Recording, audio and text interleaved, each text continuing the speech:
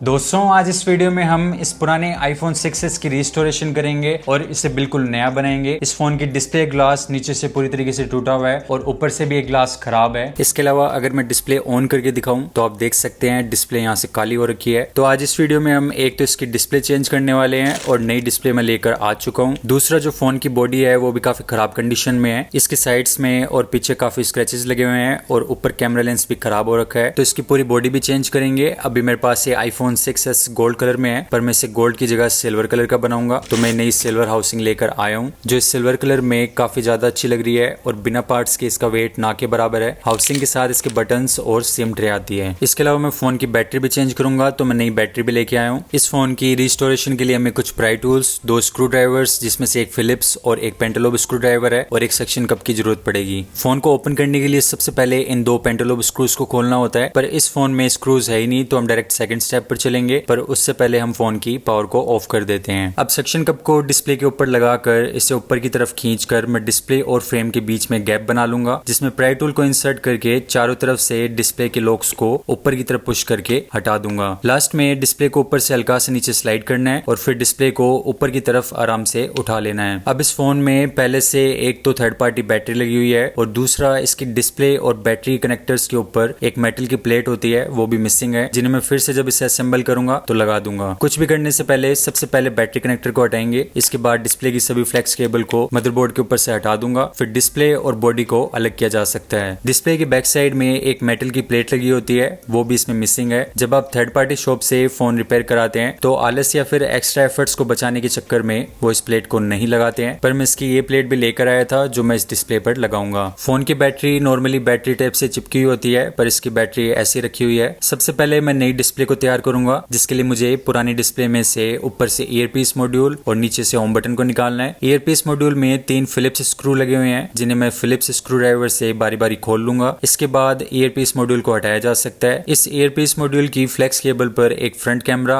Ambient light sensor, proximity sensor और एक front microphone दिया गया है। इसके अलावा इन फ्लेक्स केबल के बीच में ये ईयरपीस का स्पीकर होता है जो काफी छोटा होता है। स्पीकर के ऊपर की तरफ काफी डस्ट है, जिसके कारण कॉलिंग के टाइम सामने वाले की आवाज कम सुनाई देती है। तो मैं इसे और बाकी फोन के पार्ट्स को पूरी तरह साफ करके लगाऊंगा, जिससे फोन बिल्कुल नए जैसा हो जाएगा। अब हम इसका होम बटन हटाएंगे। नीचे होम बटन की प्लेट पर 3 फिलिप्स स्क्रू लगे होते हैं, पर इसमें एक मिसिंग है, तो बाकी की 2 हटा देंगे। स्क्रू हटने के बाद ऊपर की प्लेट को हटाएंगे। फिर होम बटन की जो फ्लेक्स केबल होती है, इसके कनेक्टर को डिस्प्ले की फ्लेक्स केबल से काफी ध्यान से अलग कर देंगे। इसके बाद होम बटन को डिस्प्ले के ऊपर से अलग किया जा सकता है। होम बटन के साइड्स में काफी ज्यादा डस्ट चिपका हुआ है, तो इसे भी मैं साफ कर दूंगा। तो हमने पुरानी डिस्प्ले में से दोनों चीजों को निकाल लिया है। अब ये हमारे कोई काम नहीं आने वाली है। अब नई डिस्प्ले लेंगे और सबसे पहले इस पर डिस्प्ले की प्लेट को लगाएंगे और इसके दोनों तरफ 3-3 फिलिप्स स्क्रू दे रखे हैं, जिन्हें टाइट कर देंगे। जिसके बाद ये प्लेट डिस्प्ले के साथ अटैच हो जाएगी। इसके बाद मैं ईयरपीस मॉड्यूल की फ्लेक्स केबल को नई डिस्प्ले के ऊपर लगाऊंगा और फिर बीच में स्पीकर रखकर ऊपर दी गई प्लेट को फिलिप्स स्क्रू से टाइट कर दूंगा। इसी तरीके से मैं होम बटन को डिस्प्ले पर लगाऊंगा और फिर इसके ऊपर की प्लेट को लगाकर तीनों स्क्रू को टाइट कर दूंगा। तो बीच में प्लेट, ऊपर ईयरपीस मॉड्यूल और नीचे फिंगरप्रिंट सेंसर लग चुका है और अब हमारी नई डिस्प्ले बनकर तैयार हो चुकी है। अब हम इसकी पुरानी बॉडी में से सारे पार्ट्स को निकालेंगे और इन्हें नई बॉडी में फिट करेंगे। सबसे पहले इस सिम ट्रे को बाहर निकालेंगे। इसके बाद हम रियर कैमरा को बाहर निकालेंगे। तो कैमरा के ऊपर दी गई प्लेट के दोनों स्क्रूज को खोल देंगे। फिर कैमरा के कनेक्टर को मदरबोर्ड से अलग करके इसकी प्लेट और फिर रियर कैमरा को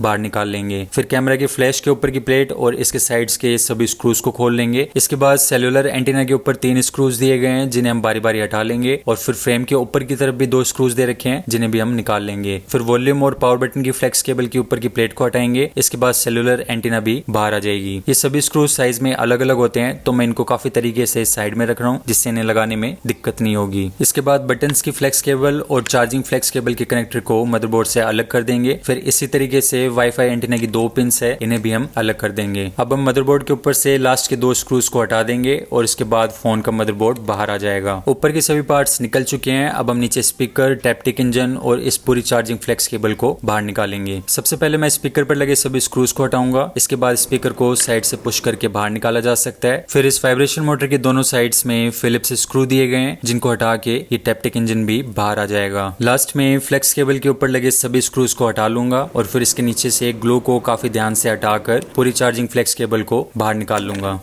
लास्ट में हम साइड बटन्स और फ्लैश लाइट की फ्लेक्स केबल को बाहर निकालेंगे। इसके लिए एक साइड से 3 फिलिप्स स्क्रूज और दूसरी साइड से 2 फिलिप्स स्क्रूज को हटाएंगे। फिर पूरी फ्लेक्स केबल बटन्स और फ्लैश लाइट के साथ बाहर आ जाएगी। अब इस पुरानी फ्रेम में से ऑलमोस्ट सब कुछ बाहर आ चुका है। बस साइड में ये कुछ डिस्प्ले लॉक्स बचे हैं जिनको फिलिप्स स्क्रू ड्राइवर से हटाया जा सकता है और ये कुछ इस तरह के दिखते हैं। मैं इन लॉक्स को नहीं हटाऊंगा क्योंकि नई फ्रेम पर ये पहले से लगे हुए हैं। अब हम नई फ्रेम लेंगे और सबसे पहले इसके बटन्स को साइड में फिट कर देंगे। इसके बाद बटन की फ्लेक्स केबल को लगा देंगे और फिर इसके स्क्रूज को टाइट कर देंगे। एंड में एक बार बटन्स को प्रेस करके भी चेक कर लेंगे। फिर नीचे वाली चार्जिंग केबल को ढंग से सेट करके इसके सभी स्क्रूज को लगा देंगे। अब इसका टैप्टिक इंजन लेंगे और इसके दोनों स्क्रूज को भी टाइट करके इसे इसकी जगह पर सेट कर देंगे। इसके बाद इसका स्पीकर लेंगे और इसे लगाकर इसके सभी स्क्रूज को टाइट कर देंगे। तो नीचे के सभी पार्ट्स पूरी तरह से लग चुके हैं और मैंने सभी स्क्रूज को ढंग से लगा दिया है। अब हम फोन के मदरबोर्ड को सेट करेंगे और इसके सभी स्क्रूज को टाइट कर देंगे। फिर फ्लैश लाइट के ऊपर की प्लेट और इसके स्क्रूज को टाइट करेंगे। इसके बाद कैमरा ग्लास के ऊपर से स्टिकर को हटाकर कैमरा को फिट कर देंगे और इसके ऊपर की प्लेट को लगाकर दोनों स्क्रूज को टाइट कर देंगे। अब कैमरा, चार्जिंग फ्लेक्स केबल और बटन की फ्लेक्स केबल के कनेक्टर को मदरबोर्ड से अटैच कर देंगे। इसके बाद दोनों एंटीना पिंस को मदरबोर्ड के साथ कनेक्ट करना है। फिर सेलुलर एंटीना को लगाकर इसके सभी स्क्रूज को टाइट कर देंगे और लास्ट में बटन्स की फ्लेक्स केबल की प्लेट और इसके स्क्रूज को भी टाइट कर देंगे। तो ऑलमोस्ट नई फ्रेम में सब कुछ लग चुका है। अब हम इसकी बैटरी को लगाएंगे।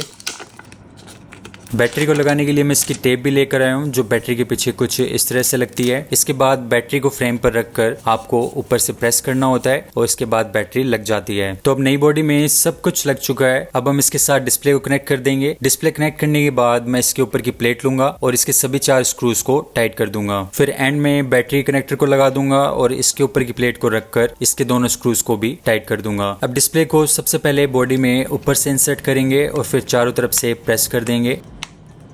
लास्ट में सिम ट्रे इंसर्ट करके फ्रेम के नीचे के दोनों स्क्रूज को टाइट कर देंगे और अब फोन को ऑन करके देखते हैं।